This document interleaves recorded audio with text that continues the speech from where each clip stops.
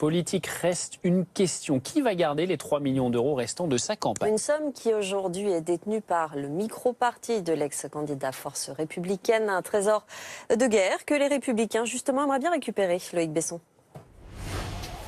Conséquence de sa défaite dès le premier tour de la présidentielle, une cagnotte jamais dépensée.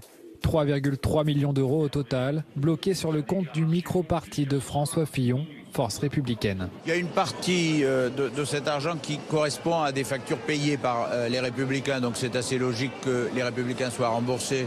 Et faire vivre un courant, c'est bien, mais si la famille tout entière ne vit pas bien, les courants vivront très mal. Car dès le soir de sa victoire à la primaire, François Fillon devait reverser la cagnotte de son association aux Républicains pour financer la campagne présidentielle.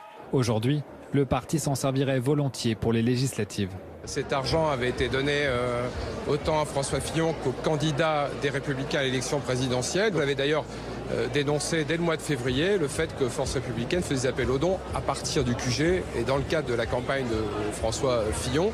Sauf que François Fillon pourrait bien conserver à la fois la présidence et la trésorerie de son micro-parti, qui compte aujourd'hui près de 10 000 adhérents. Il s'agit de dons faits pour aider François Fillon dans ses combats politiques. Il n'y a donc pas de raison de les donner à LR. C'est légal. Il n'y a donc pas de sujet. Juridiquement, rien n'oblige en effet Force républicaine à restituer ces millions au parti Les Républicains. Mais politiquement, c'est une autre affaire.